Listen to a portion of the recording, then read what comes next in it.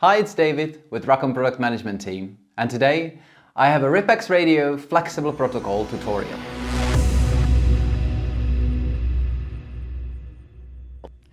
Radio protocol, or medium access protocol, is the single most important parameter when setting up your radio network, because it is responsible for directing traffic in your radio network. By choosing the correct one, you will benefit from enhanced reliability and usable network throughput. Racom offers 3 distinct radio protocols. This unmatched flexibility allows RIPEX radios to be efficiently used in a wide variety of scenarios. Flexible protocol is our jack of all trades. It features multi-master polling and report by exception simultaneous communication. Most often, it is used for complex, large-scale projects. There are 2 big advantages to flexible protocol. First, there is no central or base node, and units communicate with each other as configured in routing tables, thus utilizing the network much more efficiently. Second, is unlimited topology and unlimited repeaters, allowing network designers to build the best network for their situation. Before any unit starts transmitting, it uses a complex radio channel access algorithm to minimize collisions. In addition, each packet is acknowledged, and if needed, it can be repeated.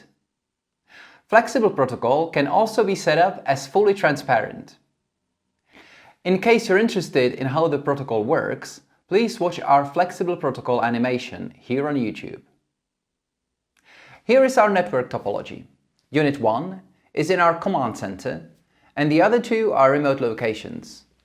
All units hear each other on radio channel. Central computer and remote RTUs are connected via Ethernet interface.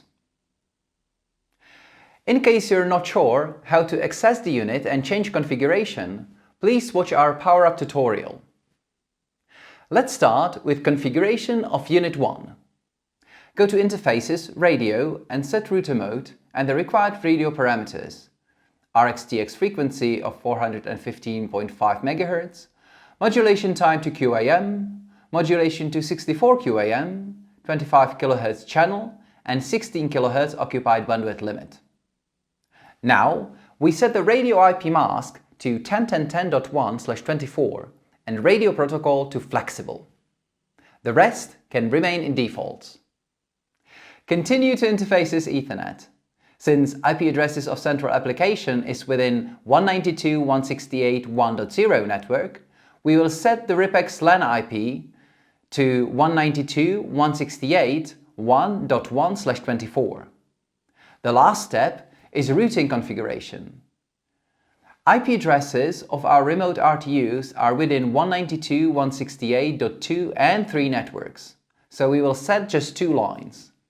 192.168.2.0/24 via 10.10.10.2 and 192.168.3.0/24 via 10.10.10.3. Addresses starting with 10 will be radio IPs of remote RIPEX units. The configuration is complete now, so we will review it on Changes screen and send it to the device. Go to the top right corner and click on the Changes button. Click on the Send Changes button and wait until changes are applied. Now we can continue with configuration of Unit 2. In radio, we set the same radio parameters as for Unit 1, only radio IP has 2 at the last position. In interfaces Ethernet, we set LAN IP to 192.168.2.1/24.